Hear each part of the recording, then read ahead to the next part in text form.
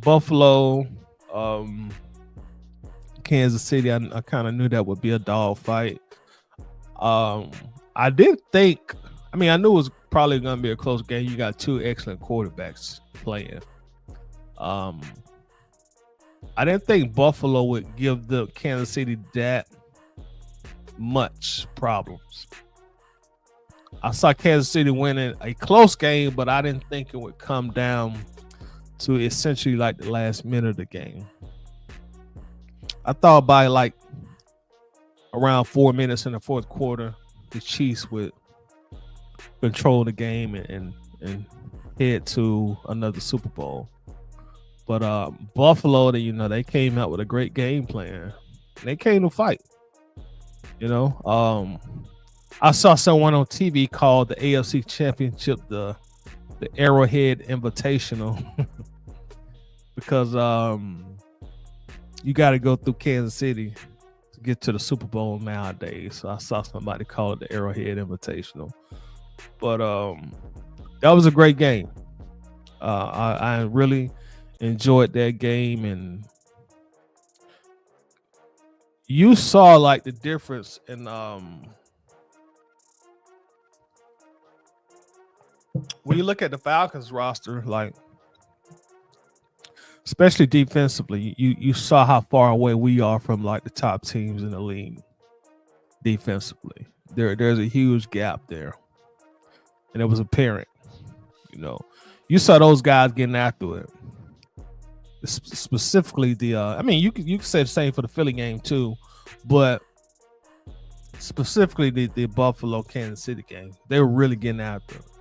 So you see a huge talent discrepancy defensively, and I hope that the Falcons smarten up this offseason and dedicate the entire offseason to defense, man. Free agents, defense. Draft, defense. You need to rebuild your defense. You need to really start taking defense serious for a change. We'll get more in detail on that. Let me quickly talk about, and also shout out to everybody in the chat as well. Thank you for coming in. Y'all make sure to smash that like button for me, please. Jonathan Rozier is in the building. What's good, Toddy? I'm doing great, man. What's happening? T-Dub in this thing. What's happening, T-Dub? What's going on with you? Happy Monday.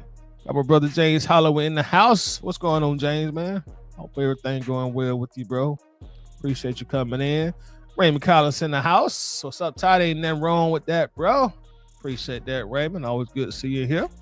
We got Jeremy. We got our boy Jeremy Dupree is in the house. It's Todd. What's happening, my guy? Hey, as the old saying goes, man, chilling like a villain, bro. Appreciate you coming in, man. Appreciate you coming in. But yeah, going back to the Kansas City Buffalo game, I want to touch on this topic.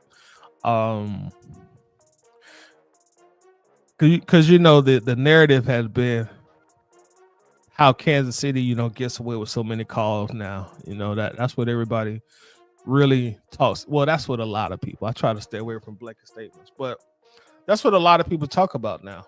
When you talk about Kansas City in the sports world, oh man, they get away with all the calls, and that's what everybody talk. Well, that's what a lot of people talk about. Also, Uncle Steve in the house. What's going on, brother? Uncle Steve's Lounge in the building. Y'all make sure y'all check out my old Uncle Steve on YouTube at Uncle Steve's Lounge. One of our greatest content creators that do this thing. So make sure to show him a bunch of love. If you're not already subscribed, which I'm sure the vast majority of you are, make sure to give him a sub. You will not be disappointed. I promise you. So what's up, brother? Team Raheem in the house. Shout out to Raheem Dream. Team Raheem. I'm Team Raheem also until I'm no longer Team Raheem. And as we get to the Jeff Ulbrich part of our show today, we'll also talk about Raheem as well. As far as the narrative about Kansas City getting all the calls or whatever, I can see that. I'm not gonna sit here and be like blind where I'm trying to create a narrative that, oh man, that's not the case. They don't get all the calls. I can see that. I can definitely see that. I can see how people can think that. Although I did see a statistic that shows something to the contrary, which I should have pulled up, but it's probably ultimately not necessary. You can go back to the game when they played the Falcons and the no call on Kyle Pitts. Um, I can see it. But I will say this. Kansas City's quarterback is just he's pardon my French, but he's fucking phenomenal, man. that's a great player, man. That's a great player. He's not even 30 years old yet. He's a great player. They're of course well coached also. And of course, Patrick Mahomes, he's the face of the league. Pat is definitely the face of the league. For lack of better words, if we was on the basketball court, I'd say, man, Patrick Mahomes run the NFL right now. He's that guy. Any of the big American sports, when you got a guy like Mahomes, I won't necessarily say like, I'm sure some things have happened in the past, but I won't necessarily say a league instructs the referees, hey man, you make sure you cheat for this guy. Make sure you cheat for this guy. Make sure y'all cheat for Mahomes. Now they probably do send out something to all their referees and say, hey, protect our quarterbacks. That's probably, as we see, that's the NFL has pushed that agenda these last 10 years. Protect our quarterbacks. That's everybody. You're a quarterback, they want to make sure that you're protected because you're really the stars of the show. The quarterback is the leading actor. That's the leading actor. That's the Denzel. That's the Tom Cruise. That's the leading actor. So without a leading actor, it's going to be hard for your movie to be successful. So that's where the NFL quarterbacks come in at. Let's see. We got our guy, John Harris in the house. What's going on with you, John? Y'all also make sure to check out John Harris and his tag team partner Winston Thornton on the eye test. You typically will find me on there also as well. They come on at every Wednesday at 10 p.m. So if you're not already subscribed to their show, make sure that you do subscribe. Show them a whole bunch of love. You will not be disappointed. John says, what did your new defensive coordinator really say? We're gonna check it out here in just a moment, John. I have not actually watched the press conference yet, but there was something that somebody posted in a group, John, that caught my eye and caught my ear, and I really used that as the caption of today's show. Jeff Ulbrich not confident in his players on defense, but I have not seen the entire interview. I have not seen any of the interview or the press conference, but we're gonna run it here in just a second. We also got Antoine Wartime in the house,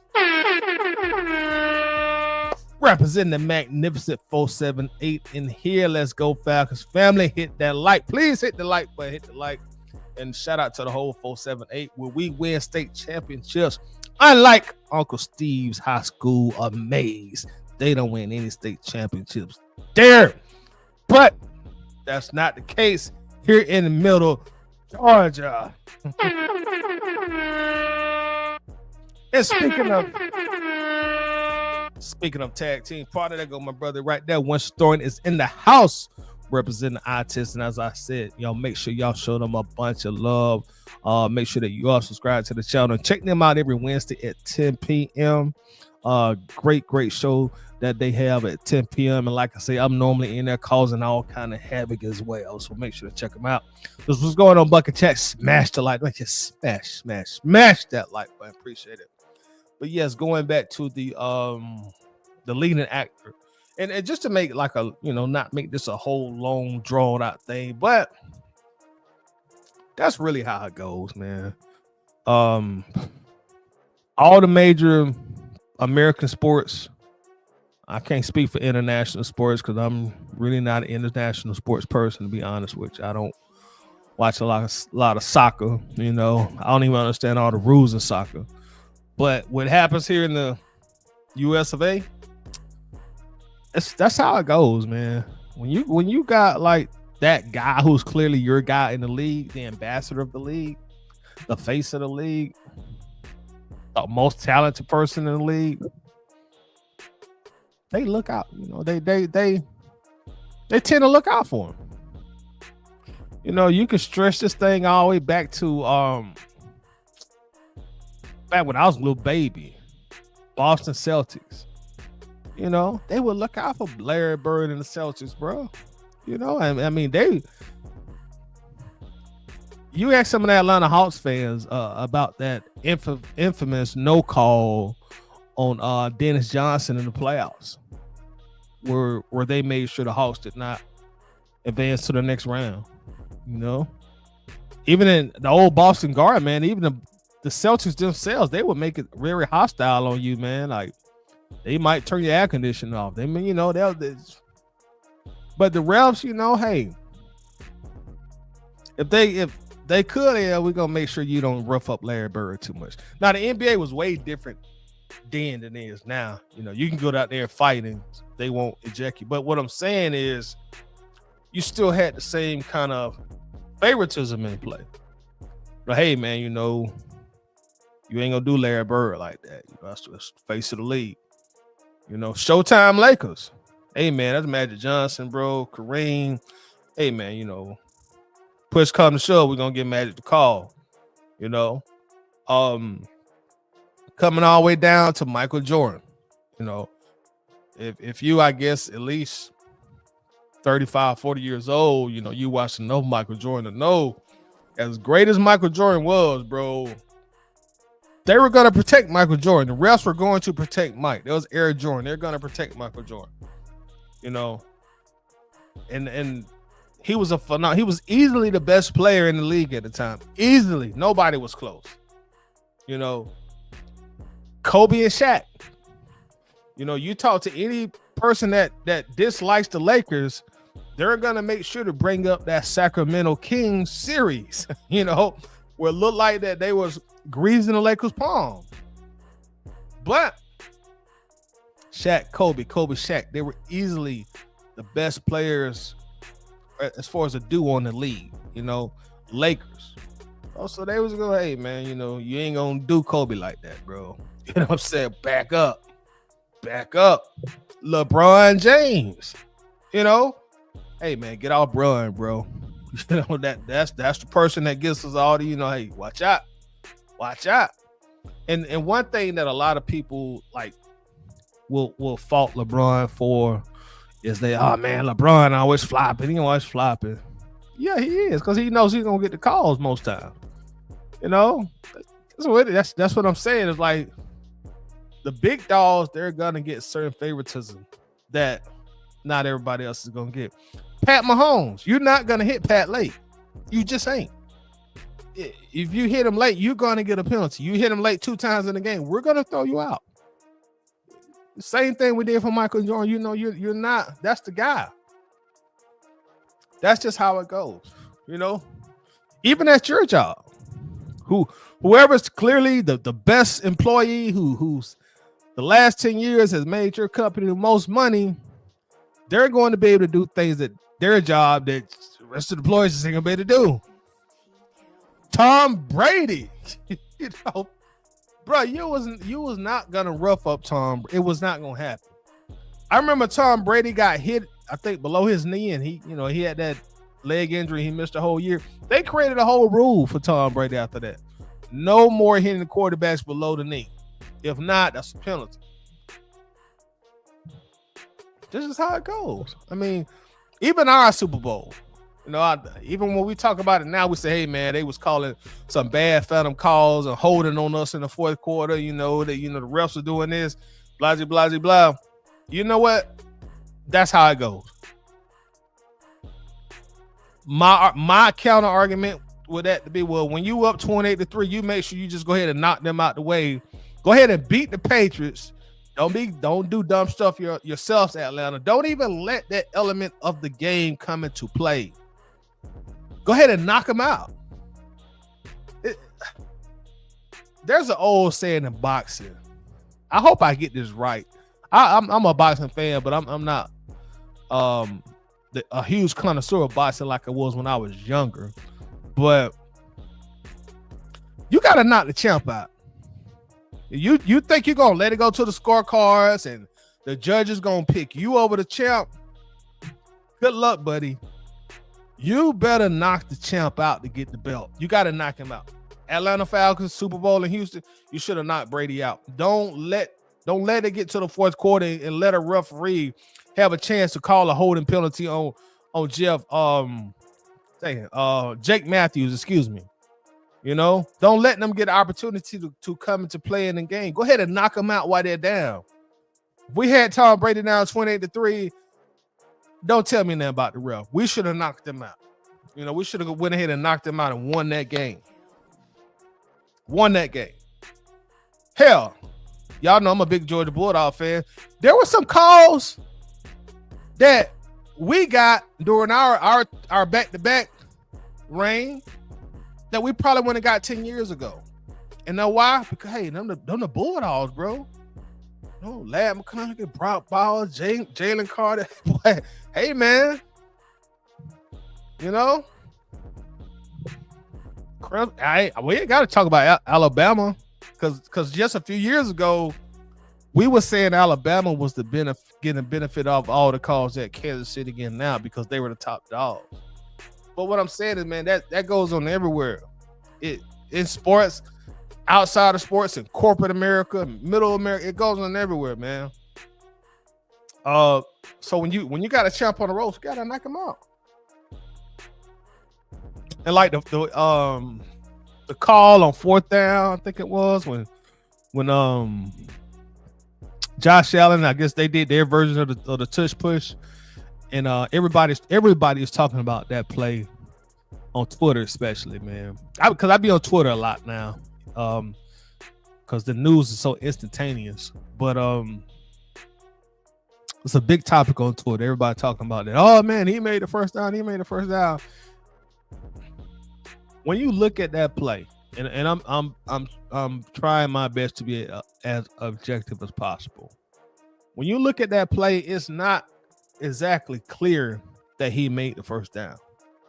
From what it looked like to me, it looked like his back did pass the sticks, but I'm not sure that the ball was decisively over the sticks.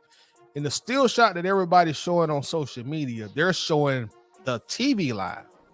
They're showing the TV line that the network gives us, but that's not an accurate representation of the sticks. Now, his back definitely got past the sticks, in my opinion, but I'm not so certain the ball got past the sticks. I'm not certain about that. I think it was a bang call. Could have went either way. You know, but that's been a big topic because man, they always cheating for the Chiefs. Oh, look at that. You know, hey, again, and I'm not saying he didn't get across, but I'm not saying what I am saying is it's not as clear as I've seen a lot of people saying it is. It's not that clear. It really isn't. Now, if you're looking at the TV line, yeah, but if you're looking at the sticks on the field, it's not clear that he got over that line. It's really not. It's really a bang play that could have went either way. Either way. So, but that's just another, element of it. And that goes back to what I was saying a moment ago. Hey, man, you got to knock the champ out, bro. You're going to have to knock the champ out because in a bang situation, they're more the refs, the umpires. And, I ain't got to go into baseball.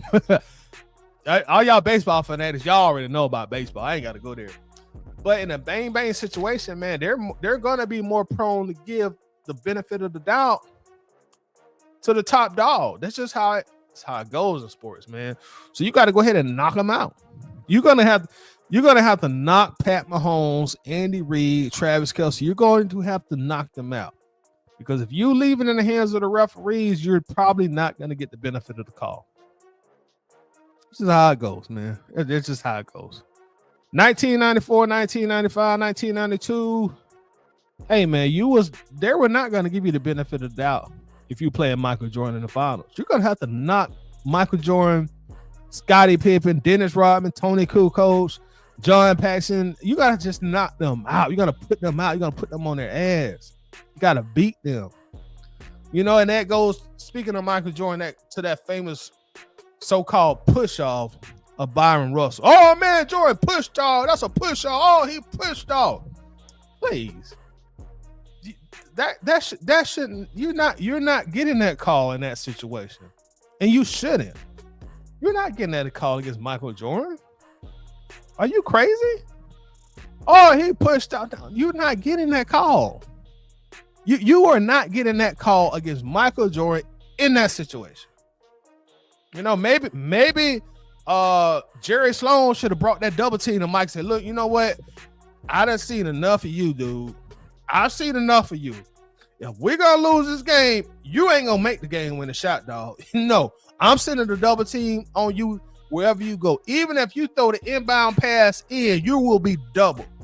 Somebody else on this team is going to beat me. It's not going to be you, Michael Jordan. You've done this. You have done this to too many people, too many times. You, sir, will be double teamed. I'm not giving you the opportunity to beat me. But that's big dog reputation, man. That's how it goes. That's like you gotta beat the champ. You have to knock him out. Atlanta Falcons, you up 28-3, bro. You're gonna have to go ahead and knock Tom Brady out. You gotta keep scoring. You can't stop at 28. You gotta put 42 points up and make sure you knock Brady out. Don't give him no opportunity. So I get everybody has Kansas City Chiefs, Patrick Mahomes fatigue. And then I think that's really most of it. You start to get fatigue of the great players. Just like you start to get fatigue of the Patriots. Now the Patriots, they're a little bit differently because they were doing some cheating outside of the field. But so they do got a little caveat involved in theirs. But my point remains the same. When the team starts winning a lot, you start to get fatigued from that team. I'm tired of Pat Mahomes winning. I'm tired of the Chiefs. I'm tired of Brady. I'm tired of the Patriots. I'm tired of the Crimson Tide. I'm tired of Alabama. I even saw it with Georgia. When we went back to back, that year number 3, I saw it on social media. People who were cheering for the Bulldogs, not saying they were fans of us, but they were cheering for us. Because at the time we were kind of like the lovable losers. Georgia always be good, but they can't never get over the hump. So I seen a lot of people, they wanted us to win. They wanted us to beat Bama. They want us to beat TCU. They wanted to see us succeed. But after we won 2 in a row, those same people like, man, Georgia get all the damn calls, bro. The ref give Curry Smith all the damn calls. You ain't gonna win against Georgia. The refs cheat for the Bulldogs. They cheat for Georgia. That's how it goes. That's really, really how it goes. So you gotta knock the champ out. You gotta knock him out. You gotta put him on their ass, man. Jay Lance in the building. Jay Lance, I don't want to say, what's up, Toddy? You haven't been on them. Yeah, it's been about 2 weeks, man. Been about 2 weeks. No real specific reason why. To be honest, man, I guess I just need a little vacation or whatever. But yeah, I'm back, man. I meant to come on earlier when we announced a new defensive coordinator, but for whatever reason I just didn't. But yeah, it took me like a little vacation, man. But I'm back in business, man. Appreciate you coming in. Tyreek in the house. What's happening with Tyreek? What's going on, my guy? Brian Cornelius in the house as usual. Big shout out to the 404 in this thing. What's up, Atlanta? How's it going? Tyreek says Jeff Ulbrich's tough decision will be discussed. And we're going to actually look at his press conference in just a few moments.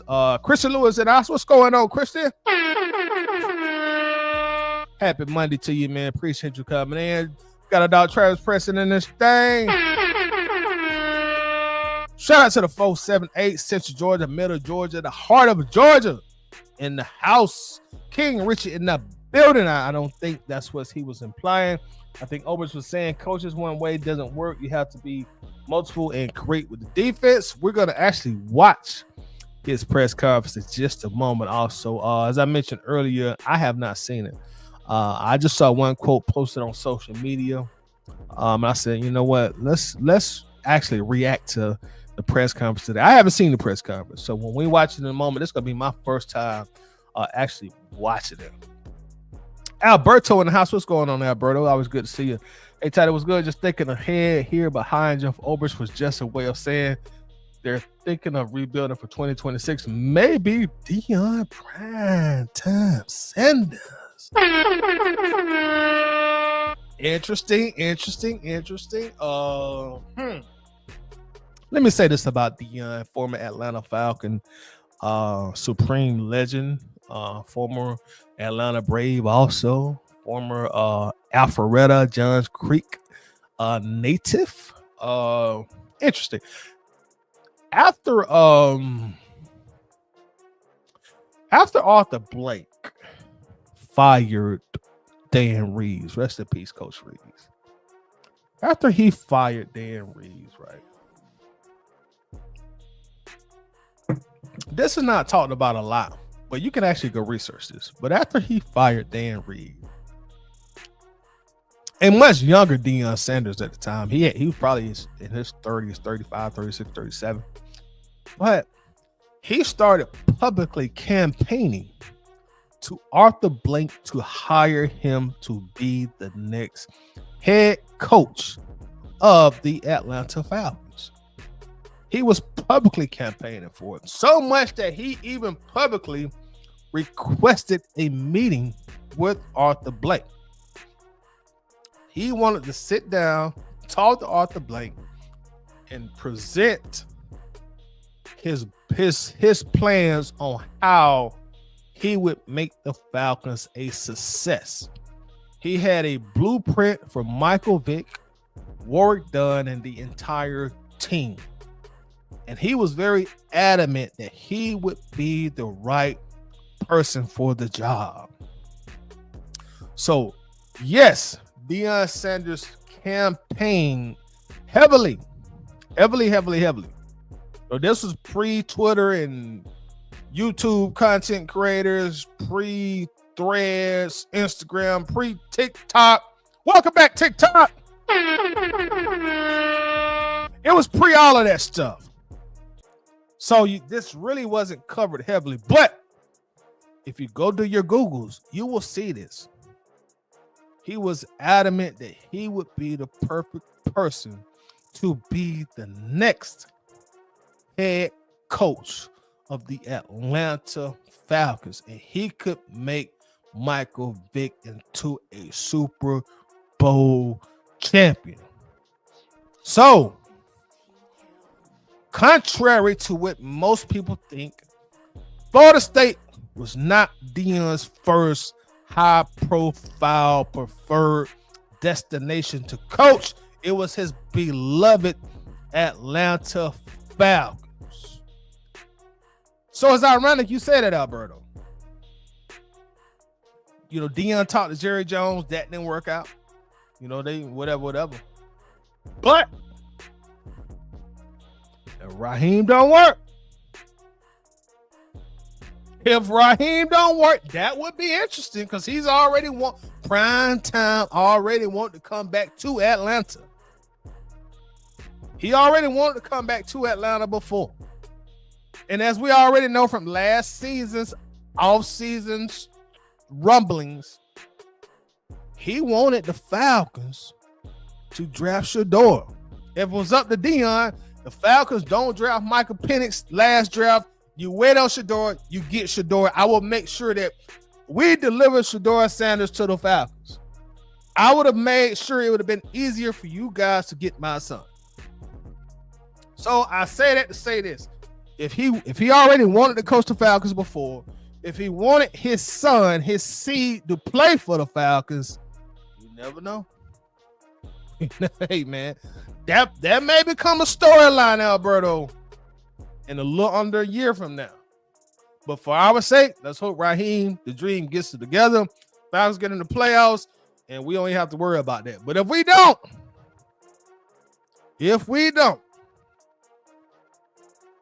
that could become a storyline.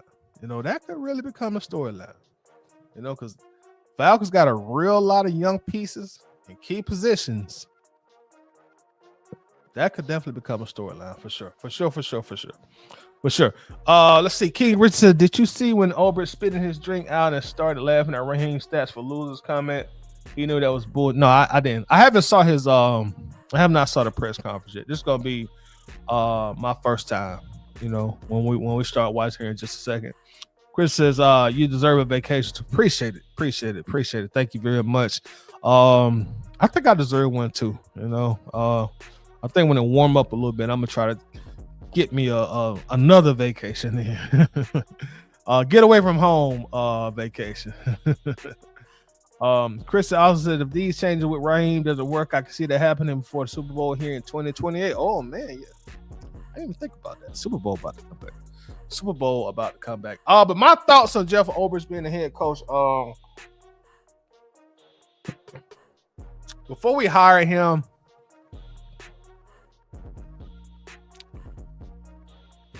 I'll just say this. Y'all know my philosophy when it comes to coaches. I don't normally have like a very huge opinion on who the Falcons get. Who they get. I'm gonna ride with them until I no longer ride with them. I'm way more opinionated about players and player personnel. As far as the coaches, whoever y'all bring in, y'all think gonna do the job, bring them on in. I'm gonna ride for them, whatever. I have my preferences, but it's just not a big opinion I have for us coaches. I don't know why, but I never been too opinionated about coaches. But I will say this. I saw a good bit of talk about, Ulbrich being a mistake and, we should have hired this guy. We should have hired that guy. How can I say this with kid gloves on, right? How can I say this with kid gloves?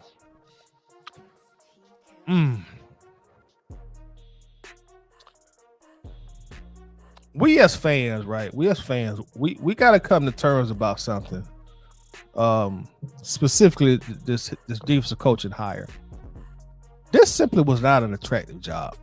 It wasn't. This was not an attractive job. In fact, this was a very unattractive job. You were not really gonna draw any top candidates in here to take this job, unless you like severely and egregiously overpaid them. And even then, some of them gonna be like, "Nah, I'm good, bro. I'm straight. If I'm still available in 2, 3, 4 years when y'all get that stuff right up there in Flower Bridge, call me then. But right now, with all that stuff y'all got going, nah, I'm good. I'm straight. I'm straight." It wasn't an attractive job, and I'll tell you why. I remember when weeks ago when I saw Robert Saleh, he was the only interviewing for head coaching gigs. And I made a post in our group. I said, y'all, we have absolutely no chance of Robert Saleh. Y'all might well stop talking about it. I said that in the group. No, people like, "No, man, you could do this. He could come here." Like, no, he's not coming here, y'all. He is not coming to Atlanta. We can go ahead and get that out of our system now. He ain't coming to Atlanta. He didn't even give us an interview. He didn't want to touch this job. Tell you why. First off, it's not a talented defense. As far as just talent, there is not a whole lot of talent on this defense. When I say talent, I mean viable talent. Viable talent. Yeah, you got Jesse Bates, you got AJ Terrell. After that, and I say viable talent, I mean, hey, look, these guys got enough 2+ years where they're in their prime or they could get better. AJ's still young enough, he can get better. Jesse Bates got another 2+ years of prime years.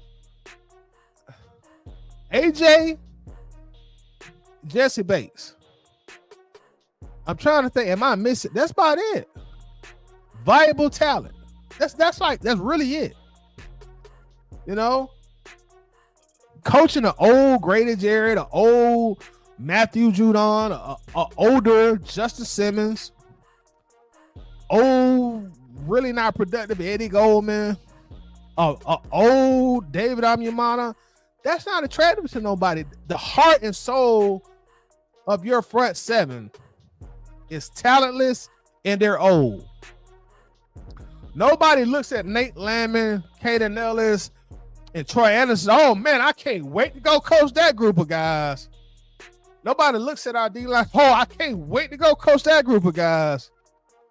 Now on the flip side, somebody will look at Michael Penix, Bijan, Mooney, Champagne Poppy, Drake London. Oh, I would love to go coach those guys.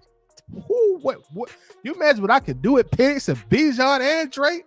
I would love to coach. And somebody probably still think, hey man, I could do something with Kyle Pitts too. Offensive side of the ball is different. You got valuable talent on offense at skill position. On defense,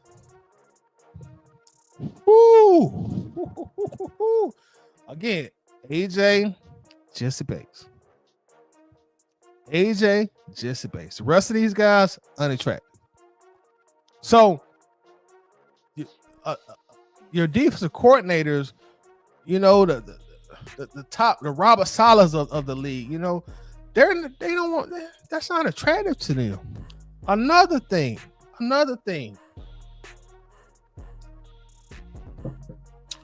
This is our fourth different defensive coordinator in 4 different years. Let me say that again. 4th different defensive coordinator in 4 consecutive years.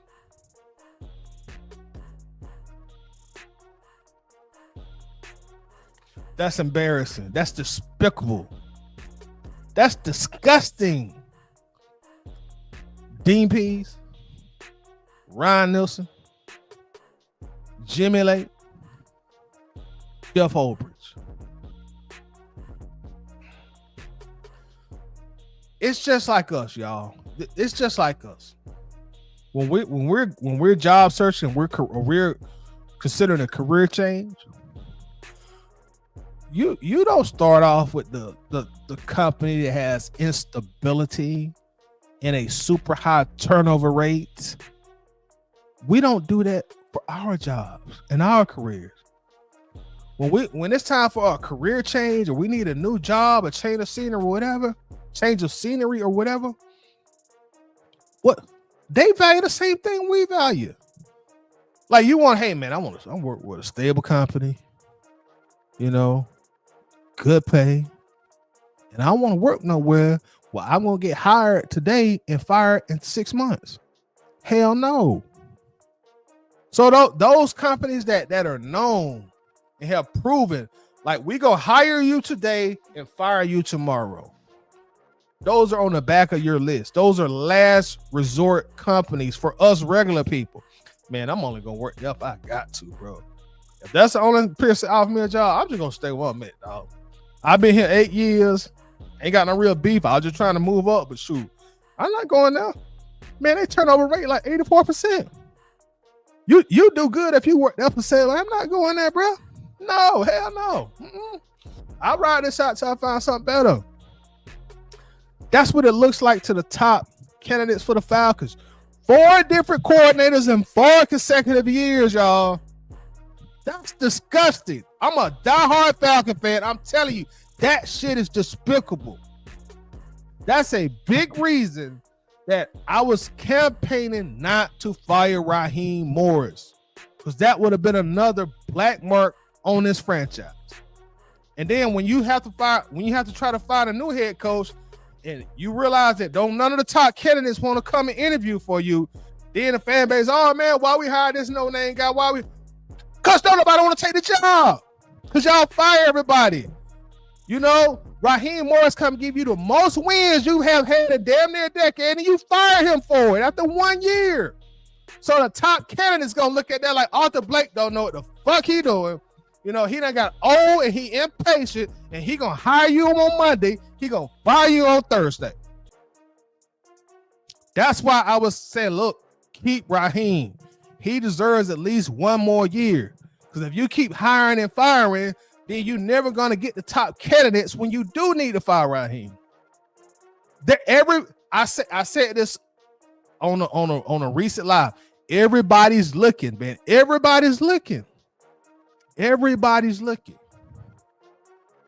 So that's another reason that I would say, hey man, look, I know people mad at Raheem. I know y'all mad at him for the timeout, but he don't deserve to be fired. You don't fire him right now, bro.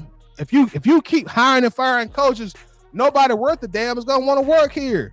And then when they have to go to the bottom of the resumes and get these no-name guys who are unproven or who hadn't done a good job in their previous jobs, and then the fans, oh man, why we hired this guy? Why hired him? Because don't nobody want to work here. That's why. Don't nobody want to work here. So that's why it made sense to keep Raheem. You know? Now, if Raheem Falcons, if we have a failure season in 2025, they'll fire him. At that point, you've given him 2 solid years. You're giving him a fair chance. With an abundance of salary cap in 2024, you still couldn't get the job done. You have given him a fair chance. Same with Terry Fontenot. You have given Terry a fair chance with 2 different coaches. So at that point, okay, yeah, it's good to fire them at that point in time. But you don't fire a coach who gave you your most wins in 7 or 8 years. You don't fire him for that. After just 1 season, you don't do that. You're setting a bad precedent for your franchise to everybody in the league, everybody, to other potential coaches that hey man, like, you know, we may want to hire you if this Raheem stuff don't work out. Well, no, you don't. Y'all ain't finna give me just 1 year and fire me. Look how y'all do everybody. Shoot, look how you did Art Smith. Look how you did Raheem Morris. You know, y'all ain't finna do me like that. No way. Look how you did. No. Y'all get y'all shit together. Y'all got some stuff up top that y'all need to figure out within the hierarchy of the franchise. Y'all not finna keep no. So when Jeff Ulbrich gets here, you know, oh man, why we hired this guy? Oh my God. Y'all think this is an attractive job? This is not an attractive job, bro. This defense has to be rebuilt. This defense has to be rebuilt, you know? So the big top dogs, you know, they don't want to come here and be like, oh man, yeah, you know, I'll coach it. No, it's not an attractive job. Again, offensive coordinator, super attractive job, super duper attractive job. And I think our fans just assume everybody wants to coach for the Falcons or play for the Falcons. I see this a lot of free agents. Well, why we didn't get this guy? How you let this guy go here? Bro, everybody don't want to play here. This is not just some storied, prestigious franchise where you want to come play for. Everybody do not want to play for Atlanta, man. That's just the hard truth of the matter. Everybody do not want to play here. Everybody don't want to coach here. You saw what Joe Brady just did. He told the Saints, nah, I'm good, bro. I'm gonna stay where I'm at, dog. Y'all ain't got no salary cap there. Y'all got a lot of shit going on, bro. Nah, I'm good. I ain't finna let y'all mess up my resume. I'm straight, New Orleans. I'm straight. Hey, we did some big stuff in Baton Rouge, but New Orleans, nah, I'm good, bro. Hey, you know that resume that my agent sent you? Throw it away. No, don't call me. Don't call me. Throw that resume away, please. Thank you very much. You know what I'm saying? Y'all probably should just let Dennis Allen just stay there another year until y'all figure out what y'all gonna do with this salary cap. You know, so I'm good. Yep. Thanks, but no thanks. Don't call me. Don't call me. So that's what I'm saying, man. Like, it wasn't an attractive job. It really wasn't. Not an attractive job. It was not a very attractive job at all. So that means Mr. Terry Fontenot, you and Raheem, y'all gotta do better. Y'all gotta do a good job this offseason of rebuilding this defense. With limited cap space and limited draft picks available, y'all gotta do good.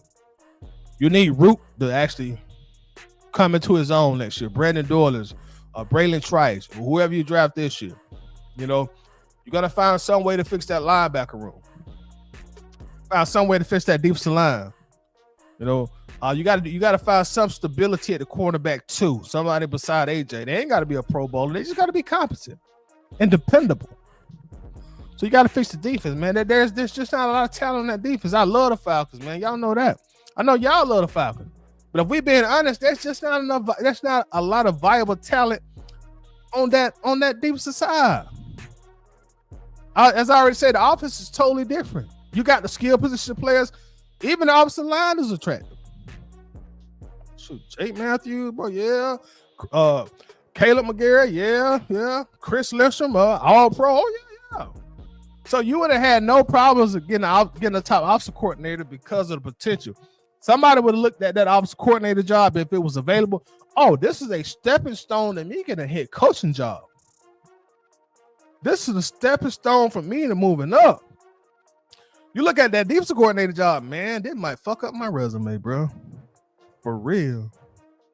It might fuck up my resume, bro. I don't know about that.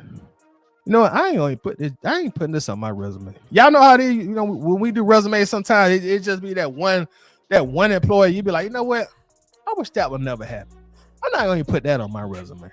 I wish that wouldn't happen. But it's different in NFL because everybody see it. But let's look at this press conference real quick. And then we're gonna wrap this up, man. Let's go look at this press conference. Let me get to this real quick. And we're gonna wrap this thing up. Let me share my screen here. Share screen. I think this is it. Yeah, this is it. Let's go. Let's get go. Let's turn this music down a little bit also, if we can. Mr. DJ, cut that music for us, please, sir. Thank you very much. We appreciate that. So this is new defense coordinator Jeff Ulbrich introductory press conference today that we're about to watch. Like I say, this is my first time watching it, and I'm gonna watch it the first time with y'all. We're gonna react to it. So, with that said, let's go. Special to me, yeah.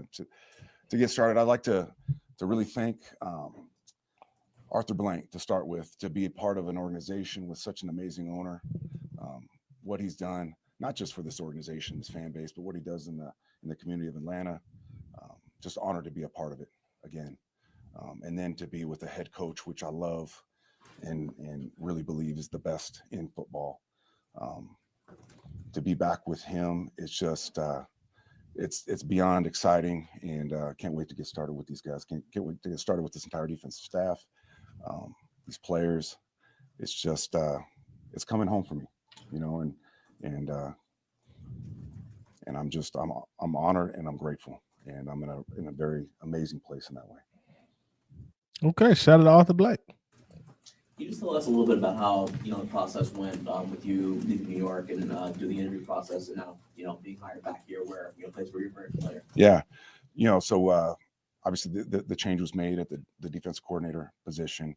It wasn't too long after that Raheem gave me a call and asked if I was interested, and obviously I was. So Raheem called him and asked him was he interested. Okay. All right. So the employer reached out to the potential employee. Hey, we got a job opening here. You want a piece of it? For so many reasons. And so then we set up the interview, and it was it's funny because Raheem and I have a very close relationship, but I love the fact that we turned this interview into a very official interview where it wasn't just Raw and myself. We turned the interview into a very official interview. Do you mean they turned it in? Like, just chopping it up like buddies. Like it was, I thought they were very thorough, asked amazing questions, and it was a great opportunity for myself to really get to know, and for them to get to know me, everybody else in the organization that I didn't have previous experience with. So it was an amazing interview process, and ultimately they chose myself, which again, so grateful, so excited. getting to, come back here, the place you mentioned, is like home, and working with Raheem, who Yep. really wished it kind of a no-brainer in many ways when they offered you the job. Absolutely, yeah. And this really, over the 6 years I was here, became home to us. My daughter, she graduated from here. Both boys went to high school here and spent a lot of time here. Um, all my children, my wife, they've embraced Atlanta as home, and an opportunity to come back is just my wife is excited, my children are excited, I'm excited. So it just was a no brainer in so many ways. You guys are back together. Okay, so the family was familiar with it. The kids graduated here. They made their friends here. The wife liked it, so just made a lot of sense for Jill. Okay, I got it. Okay. 6 years ago, the first time around, you guys were only able to post one top 10 defense in yards and points allowed. Why will things be different this time around? I'm a different human being than he is as well. It was just, as much as I'd like to say, I wish we would have stayed these past 4 years and never left and just kept it rolling. We needed that opportunity to leave. He needed it to leave to really get to know Sean and the way he did things, and for myself to spend 4 years with Robert Saleh and the rest of the coaches that I got exposed to in New York. It just provided just unbelievable growth, not just schematically, but how to build a defensive roster, how to communicate with the building, all of it. So I really believe, although my core principles are the same in many ways, my football brain is in a completely different place, and I'm really excited for Raheem and myself to, I'm gonna spend the first 2 weeks here to really self scout and assess what they did last year. It's an opportunity to learn the roster. It's an opportunity to learn Raheem's scheme and the Falcons scheme and what they tried to get accomplished last year, and then Raheem scheme. Okay. Raheem scheme. Okay. So what was that? Did we see Jimmy Lay scheme last year? Or did we see Raheem scheme? Interesting. Interesting. and after a couple weeks of that, then we're gonna sit down and get into the lab, and this is what I think we can integrate what we did in New York. This is what we can refine that you were doing. This is something that we need to eliminate and really provide and create something that's maybe never been done before from a schematic standpoint. So excited about that too.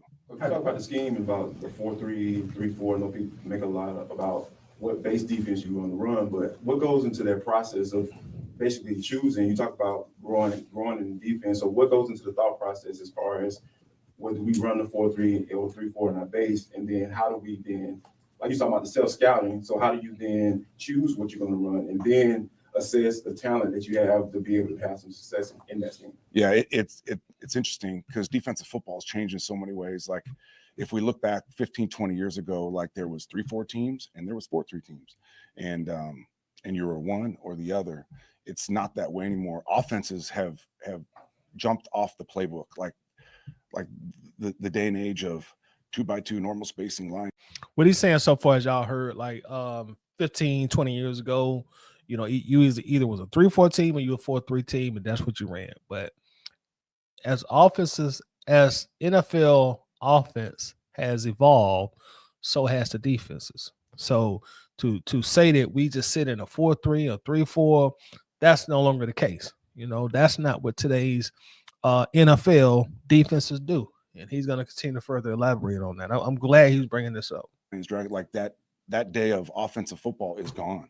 You got designer drop back, you have designer run game, you have all this stuff that has become very challenging from a defensive perspective. So it's really forced us from a defensive standpoint to get more multiplicity in all that we do, front wise, coverage wise, all of that. So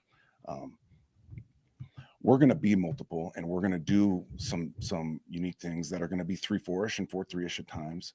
And but I think that multiplicity is necessary nowadays. It really is. Now it's just being very cognizant of the fact is you don't want to dilute it with too much stuff, So this next 2 weeks, learn his stuff. And then after that, when we get into the lab, creating something really unique and new, but at the same time, not making it so big that we're paralyzing the players, and then to your point, really refining also to the men's that we have, and the players that are here on this roster right now, and what are their strengths, so we can feature them as best we can. So a lot of work to be done, but it's the type of work that you know, you wake up in the morning, you're fired up to get started with. So what I took from that is I'm not going to pigeonhole myself as a defensive coordinator right now and say, okay, we're going to go back to a 4-3. We're going to go back to a 3-4. You know, we're pretty much going to do a multitude of things, hybrid defense. So it's not going to be where we are base 4-3 defense. We're base 3-4 defense. It's not going to be that, because that's as he so eloquently stated, that's yesterday's NFL. That's a whole generation back when they did that. You know, that no longer exists. And nowadays, and I saw, I don't think I've seen Wallace in the chat, but Wallace has been saying for like 2 years, like, you know, look, y'all, like 70% of the defense is in nickel. You know, we so hung up on a 3-4-4-3 when 7 out of 10 of the plays on defense, we are in a nickel defense. You know, so yeah, we can go back and forth about 4-3-3-4, but 70% of the time you are in a nickel defense. You know, or if you're trying to protect your lead, you expand that nickel and you make it a prevent defense. Maybe go to more of a dime package. And he's pretty much saying that right here too. Like, look, man, like we're gonna be just like the rest of the defense nowadays. We're gonna be in a hybrid, aka nickel defense, most of the time. You know, most of the time that's what we're gonna be in. So I'm not gonna sit here and say we going back to 4-3. Oh, we're gonna stay with a 3-4. No, it's gonna be a nickel defense, just like we've been doing. Is there anything from your coaching experience when you were an interim coach that you felt like helped you as a defensive coordinator? Absolutely. Not just as defensive coordinator, really as an assistant to Ra too. You know, I learned even more than I knew the value of truth tellers on your staff. You know, I think sometimes as an assistant coach, you take it as I'm going to eliminate every problem from the head coach's table so he can just thrive and do his thing.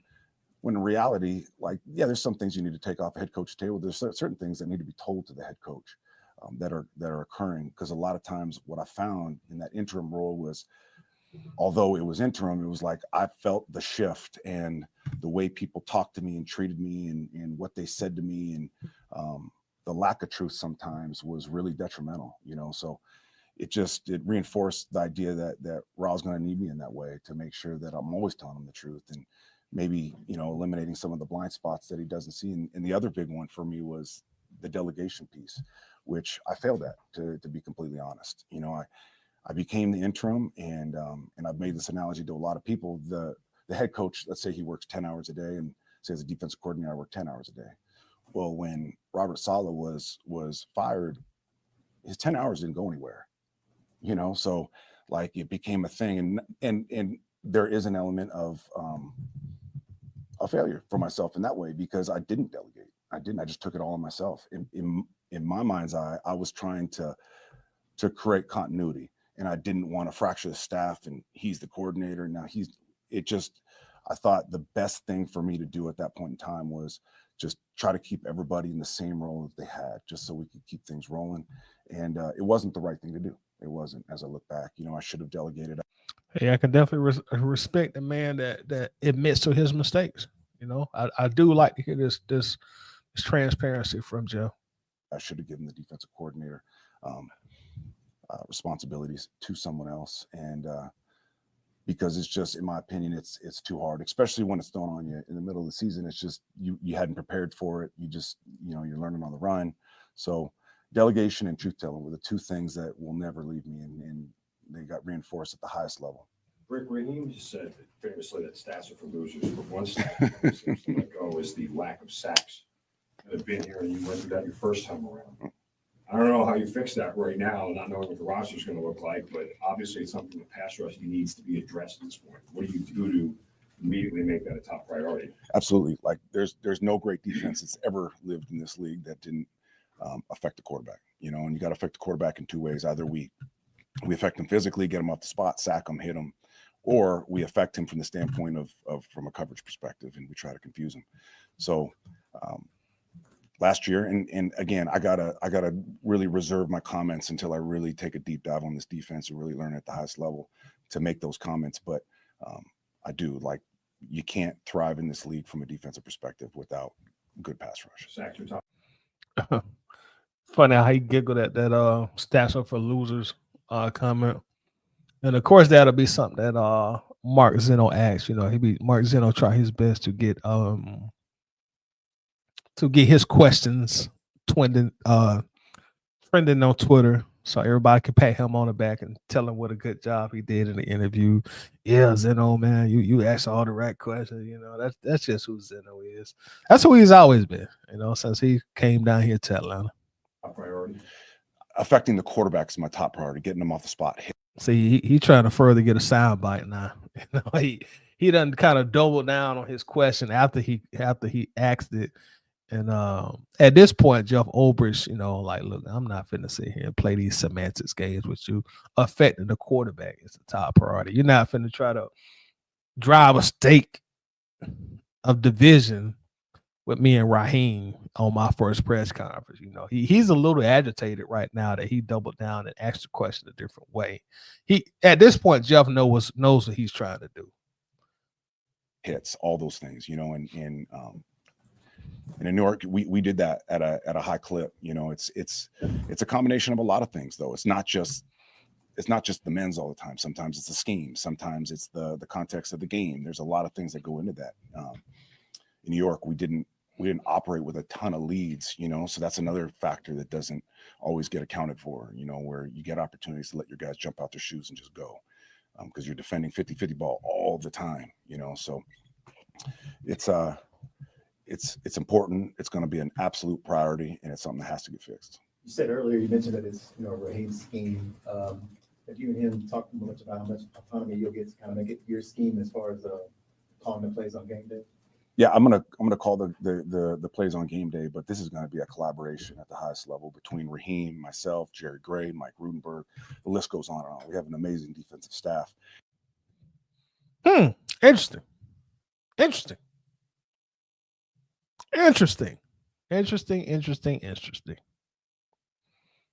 I'm going to call the plays, but the overall scheme will be a collaboration between me, him. Interesting.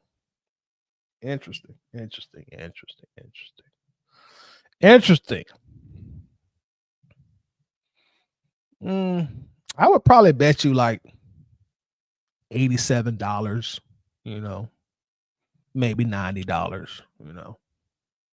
It was pretty much the same when Jimmy Lake was here. You know, it was the same setup. All right, Jimmy Lake, you call the plays, but the scheme is going to be me, you, and you, and you, and you, and you. Interesting. But remember, I'm here to remind you that when it was all bad on defense, it was Jimmy Lake. The worst thing that ever happened to the Falcons. When it was all bad, it was Jimmy Lake. But when it got good for like a couple or few weeks, that's Jerry Gray. That's not Jimmy Lake. That's Jerry Gray. Nah, that ain't. That's Jerry Gray.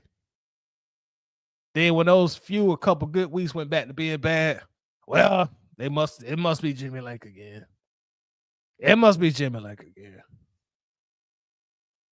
Interesting.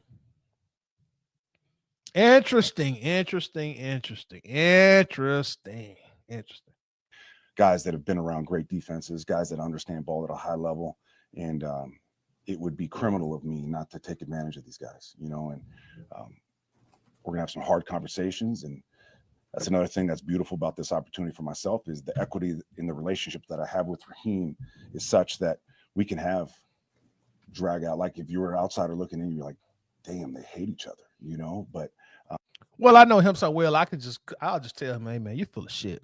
But that's what he's pretty much saying.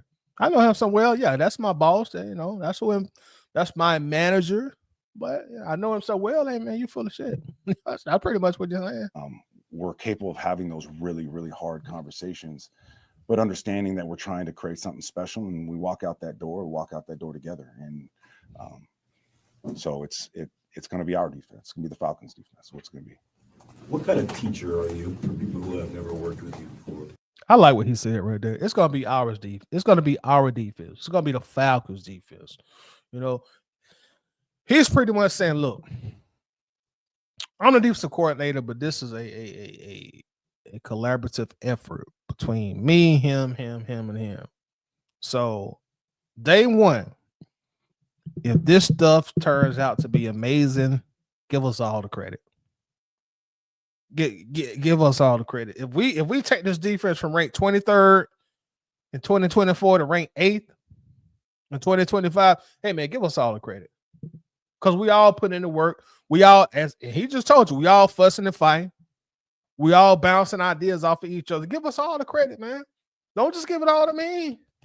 Hey, Raheem, Jerry Gray, everybody, man. Give us all the credit. But if it's all going bad, keep that same energy now. Keep that same energy. This is a collaborative effort. So if it's all going bad, it's my fault, his fault. You know, I like that. That was very subtle, but it was very, very powerful for me to hear him say that. I like that. I try to say that I adapt as best I can to every learner. You know, so I put a lot into learning the new age learner, you know, where the phone has become an appendage, you know, it's a extra hand or foot or hand, finger or something. And they're so cognizant of it, you know, so they learn in a different way that I learned, you know, getting this argument a lot of times with old football heads of like, well, when I played or when I coached back 20 years ago, they could sit there and grind through 5 hours of tape and take notes the entire time. And I don't believe in that way of coaching or teaching anymore. I don't, you know, and I think the best teachers in this league, the best teachers period in the world are ones that adapt to the learners, you know? So I've picked up a lot of, I think, some really cool things and ways to engage the player, to teach in a little bit different way. And I look forward to learning from all these guys in this building of even more ways to teach. So what type of teacher, it depends on the learner. It really does. Jeff, when you talk about the multiplicity of the defense, Yeah. how much of that is going to be derived from the strengths of the players already on this roster versus maybe looking at a player from an outside perspective and saying, here's what I think you can be, and we're going to grow you in this way in this defense? Yeah, there's going to be both those elements that live here. There's going to be some stuff that we really adapt because we got some players with some superpowers we got to take advantage of. And in that way, we'll Not many on defense, but continue. feature them as best we can with the you know, just like for the front example, but at the same time, the multiplicity is there to create. This is what I don't know if our first run here, if we always had that a schematic answer when things got sideways on game day, and the ability to pivot when an offense pivots. So the multiplicity, it's powerful in that way that you got answers, you know, to just say we got to play harder and faster. Saying make adjustments when the offense make adjustments, which I will give credit for. You know, all the criticism that the 2024 Atlanta Falcons defense took. You know, they did a fairly good job most times of adjustments. You know, they did a good job of adjustments. What happened was we dig ourselves in such a hole defensively in the first half that a lot of times it would be hard to dig ourselves out of it. But there were a lot of games where after halftime, the defense played pretty good, you know. And more physical. That's one way to approach things, you know, or you create real schematic answers to problems. Obviously as you game plan, but even more powerful sometimes is the pivot on game day that you have the ability to do when you do have multiplicity to your fronts and coverages. Coach, you talked about the hard conversations you're going to have with Raheem once you dig into the tape and take a look at everybody, your personnel on the squad. You got two guys that are in the middle that are going to be 30 plus, you know, coming to the season, and they're going to be more than Greg Jared. So how would you have, being at your history with a guy like him, how would you then try to take that personal feeling out of it and say, hey, you need to get younger in this particular spot. Yeah, I look forward to getting to know David. Obviously, I know Grady really well. Cornerstones of this defense for a long, long time, and amazing players, both of them. In other words, hey man, both of these guys are getting very old in football terms. They're still relatively young men. Football terms, they're getting old. They've been, Grady specifically cornerstones of the defense. A lot of us on the outside looking in think it might be time to move past these guys. Can you guys, as a coaching staff, set aside your biases and your well-deserved love for Grady and make some tough decisions in the offseason? Can you do it? Let's see how he answers this. And I know Grady, just because I spent so much time with Grady, an amazing person in this community as well. So Grady is an amazing person in the community. Walter Payton Man of the Year. You often see Grady doing a lot of things that normally guys in year 10, they don't do anymore. Grady still visits the hospitals and all that stuff with kids. Normally guys in year 10, Bijan, you need to do that. Tyler, y'all young bucks, y'all need to do, y'all Michael Pennis, get your Rick ass up and you go do this for the community. I'm a big dog. I've been here 10 years. I done paid my dues. All y'all young boy, Root, get your young ass up and go. Brandon Doylers, I don't care if you hurt, man, get your ass up and but you still see after 10 years, you still see Grady Jarrett doing that. And it looks like it's something he loves to do. Normally in year 10, these guys are no longer doing that. That's normally the guys who still on their rookie deals. They're paying their dues to the franchise and they go do that stuff. But Grady still out there doing it, still doing it. I'm excited to work with both of them. And with the roster, you have 6 guys right now on the defense who are either free agent or within the final year of their contract, who played significant minutes when healthy over starters. How much input are you going to have on which guys stay and go and how you want to build the defense around the scheme and the players who are in it? I'd like to say a lot. The focus on the off season needs to be defense.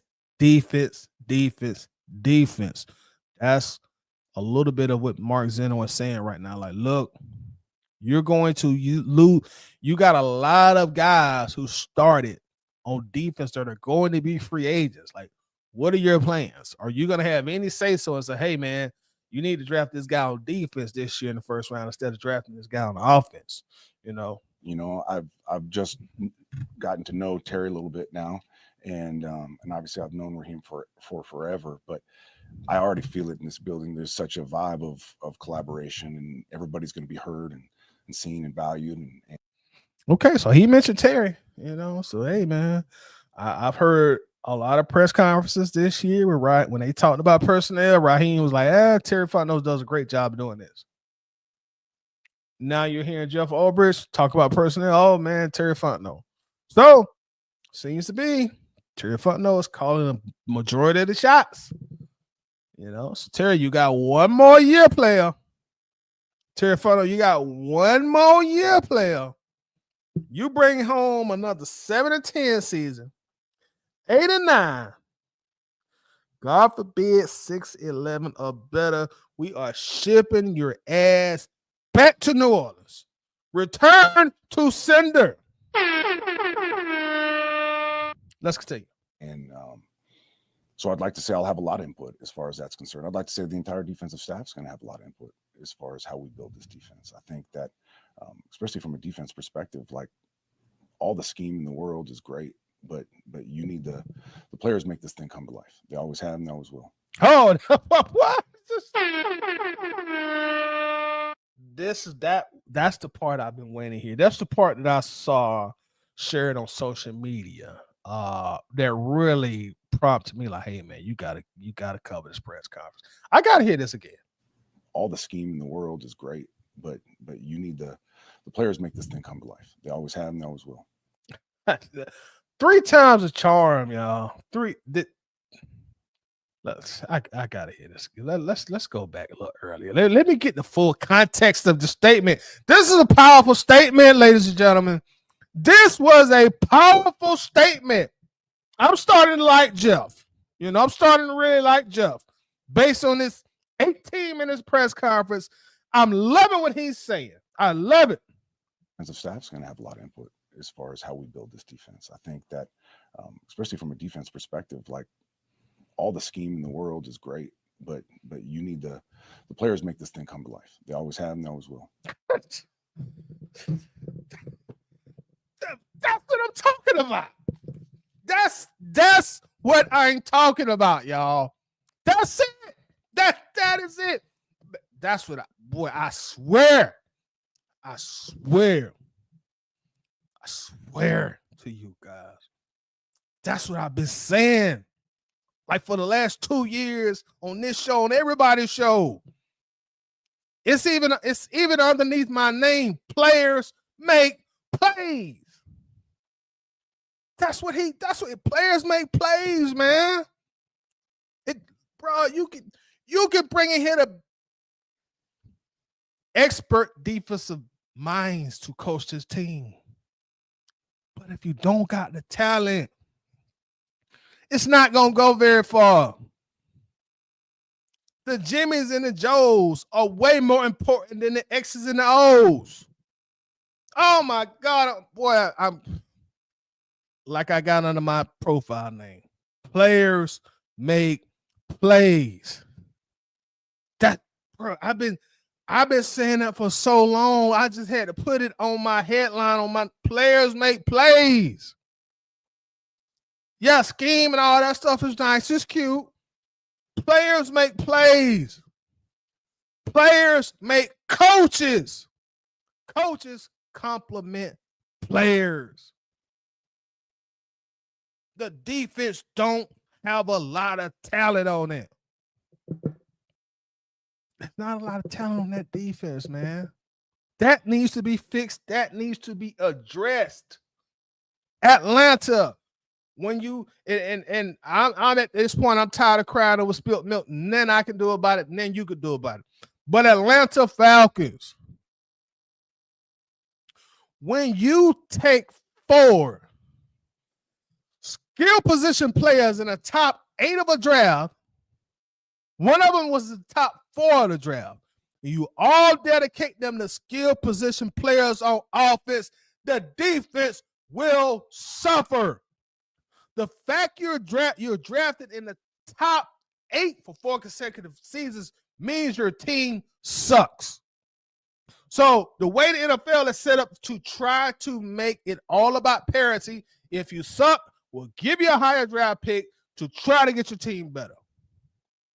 So if you're taking your foundational building block picks, and you're continually using it on wide receivers, running backs, stuff like that, the defense will suffer. The defense will suffer. And we try our best to compensate what we lack in defense. Oh, let's go sign a 31-year-old Justin Simmons. Let's go get a 30-year-old Ami Amada. Let's go get a 32-year-old washed-up Matthew Judon. And maybe we could compensate for us being an offensive-centric team. Maybe that'll make up. No, it won't. Man, that got me worked up now, boy. Goodness. Players make plays. Always have, always will. Always have, always will. I don't care who it is. I don't care what coach you bring in here. If the team is mud, he ain't going to coach it and make it gold. If you got gold as players, he can complement that gold and make that gold real shiny, real presentable, the best it can be. But no coach is going to turn mud into gold. It ain't going to happen. Players make plays, man. This defense needs to be rebuilt. And I hate to say it, but it's going to be a little problematic this year we don't have a lot of cap money to spend. We don't have a lot of draft picks. So you might be forced, Atlanta. You might be forced to do a subtle mini rebuild this offseason. You might be forced to trade Grady, Walter Payton Man of the Year. You might be forced to trade the number 4 pick, Kyle Pitts. You might even entertain offers for David Onyemata because it opens your cap space up. And 2 of those guys are old. 2 of those guys are over, or well, all of them at this point are overpaid. You know what I'm saying? But Grady and Onyemata specifically, you're talking about guys 31, 33 years old. They're not going to get any better. Now, don't get me wrong. Both of those players in a different position, they could still be good, really good players. But you got to have proper talent that surrounds them. You know, the onus can't be on them at this point in their careers. This point in his career, Grady Jarrett can't be the anchor of your defensive line. He needs to be a complementary piece. Oh, y'all forget about me. I slip in here and I get 6-7 sacks a year on your ass. But if all the attention is on Grady, he's going to be limited. He's not that guy anymore. He's not 24, 25, 26-year-old Grady Jarrett anymore. He's not that athletic anymore. He simply isn't. He simply isn't. And then it ain't like we got some stud linebackers. Can't illustrate. But Troy and Nate, no. Those are guys that needs to be coming off the bench. So you still, Atlanta, you're probably gonna be forced to do a little subtle, slick rebuild. And then 2026, when you're gonna be able to ball out of control, your cap gonna open back up, and you're gonna have a shitload of money to spend. Now, 2026, I'm gonna tell y'all, you know, we're gonna be riding in Ferraris, Lambos, Bentleys, you know, all kind of luxury vehicles. We're gonna go buy some mansions in 2026. We're gonna buy a lot of Bitcoin. Our pockets are gonna be fat in 2026 because the cap gonna open back up. That Kirk Cousins contract gonna leave. Grady's contract gonna fall off. I mean, Marlon's contract gonna fall off. But 2025, it's gonna be a little tight. I'm not gonna do no fear mongering and say we're in cap hell because we're not in cap hell. We got a lot of flexibility still. It's gonna be a little tighter. You know what I'm saying? It's gonna be a little tight. We got a budget this year. We ain't broke. We go out there. We go on vacation. We gonna have a good time. We can eat at the best restaurant if we wanted to, but we budgeted. We're trying to buy a house in 2026. So we're on a budget right now, but don't think we broke just because we budgeted. Don't get it twisted. But we budgeting this year. It's a difference. It's really a difference. It's a difference. You said your football brain's changed pretty drastically. How so?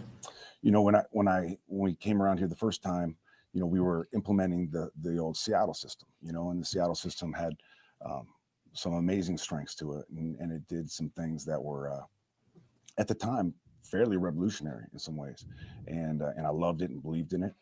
You know, it's just the game has changed. It really has. Like, these offensive coordinators are absolute pains in my butt because it's not like the old day of, all right, you play cover 3, here's the 3 beaters. You play cover 4, here's the quarters beaters. It's not that way anymore. They watch your tape, they learn your rules, and then they beat you ways that you've never been beat before. So because of that, you need more variety in coverage. You need more multiplicity in the front. You need more scheme, you know, and so that's where I've changed completely. Really, you know, I want to provide the players with the best opportunity to be successful on game day. Well, sometimes just playing the same coverage over and over again, you're not doing that. You're actually putting their chin out there and letting people take haymakers, you know. So from that way, I've grown a lot. You also said the two of you and Raheem get together, maybe create something that hadn't been seen before. Or can you take that thought of, you know, a literal blank slate defensively, and they're doing all this differently, so maybe we try something. Yeah, we're gonna like, that's Raheem, as you guys know, has an amazing brain in that way. He's got the beautiful mind. And some of the guys, Jerry Gray's an amazing defensive coach and been that for a long, long time. So I'm going to lean on these guys, Mike Rutenberg, and the list goes on and on, but I'm going to lean on these guys for us to really put our brains together and challenge everything. You know, a lot of times, any walk of life, it's just, that's the way we've done things. That's the way it's always been done. You know, like, that's not good enough. You know, I want to know the whys behind it all, you know, and then ultimately I want the players to understand the whys as well. So, you know, we're going to grind. It's going to be fun. It's going to be exciting. It's going to be hard. It's going to be long hours, but it's going to be absolutely worth it at the end of the day. If I could ask a follow-up on the interview process, I believe at the time that this position opened, you had not yet gone through the interview with New York for the full-time position. Was that something you and Raheem had to discuss? Was that at all awkward timing-wise for you to handle? No, it was okay. So I actually did the interview with New York before I did the interview with Atlanta. So that was on New York was like on a Sunday, and then like 1 or 2 days after the fact, I did the one with the Falcons. So the timing was actually it worked out perfect as it was. Jeff, hearing what you're saying about kind of like defensive contingency plans and adjusting and adapting, do you feel like now there is a greater emphasis on being able to teach inside of a game than there was, you know, when you were here previously? Absolutely. Is that what you're looking for with this staff you're coming into? Absolutely. Yeah. The ability to, like I said, to pivot on game day, it's the difference between good defenses and great defenses, you know, and that ability to pivot is bigger than just a coach knowing a schematic answer. It's like you said, it's the ability to teach it and coach it and them to really understand why we're pivoting here, you know, and you know, how are we being attacked, and then what's our answer to that. I think that good coaches, they provide players answers, you know, and that's what we got to do. Anything else? All right, thanks, y'all. All right, y'all. That's new Atlanta Falcons defensive coordinator Jeff Ulbrich, his introductory press conference, and we are hoping that he does do great for Atlanta, y'all. So we quick reaction on that as well. Shout out to everybody in the chat, man. I see all of y'all. I see Clay in here. I see Ghost Peppers in here. What's going on, fellas? Jay Black in the house. Dirty Bird Gang Podcast. Shout out to you. What's happening? Brian Cornelius, Jay Black in this thing. What's going on with you, Jay Black? Carl Thomas, I see you in here. Got our dog Ghost Peppers is in the house. King Richie, William Amy. Got our guy Slim Dollar 87 in the building. What's going on with you, Slim, man? Appreciate everybody coming through. T Terry in the house. IQ, what's happening? Tyreek. Dom in this thing. What's up, Dom? J Dot. What's happening? J Dot, not K Dot, but J Dot in his house. J Atlanta 81. What's happening? And cool as Dre in the house. Rodney Love in the building. What's popping? What's going on, man? Appreciate everybody coming in, man. That's really all I got. You know, I really just wanted to react to excuse me. Defensive coordinator Jeff Ulbrich introductory press conference. Then we earlier in the show, if you missed it, we talked a little bit about the conference finals in the NFL, going into the Super Bowl in New Orleans in about a little less than 2 weeks. So you know the football season is winding down. Congratulations also to the Ohio State Buckeyes. They have won the national championship in college. So after this NFL Super Bowl, the lull will be back. Waiting for the season to roll back around. Jay Black says, Todd, I really like the hire of Ulbrich. We should be reasonable firing next year. We should be reasonably firing next year on defense. I'm hoping so, man. It's a lot to do on this defensive side of the ball in the offense, in the off season, excuse me. But I'm hoping for the best, hoping they get it together, do what needs to be done. We got our guy David Starks in the house. What's going on with you, David? How you feeling today? How you feeling today? But yeah, it was great to be back, y'all. Say took like a 2-minute, 2-week little vacation, whatever you want to call it. But we're back in business now. We're gonna be probably popping out in my Kendrick Lamar Lamar voice popping out more this week. So stay on tap, man. Stay on tap. Appreciate everybody coming in. Clay says Ulbrich said he's been calling the defense for years on the sideline. So that answers that. Yeah, he said he's gonna be calling them for Atlanta also. So we know who called him the defense for us outright. T. Terry, so you said the title, maybe Coach Ulbrich one day he talks like, maybe, man. Hey, maybe that's the guy that take us to our first Super Bowl. You never know. Never know. But hey, man, everybody that came through in the chat, man, thank you. Thank you very much always. You know, I appreciate y'all dearly, you know, for the conversations, the dialogue, the engagement. I definitely do thank you for it. I appreciate it. We will be back soon. I can promise you that. We will be back very soon. Until then, y'all be good. Have a blessed week, man. Take good care of yourselves. Peace.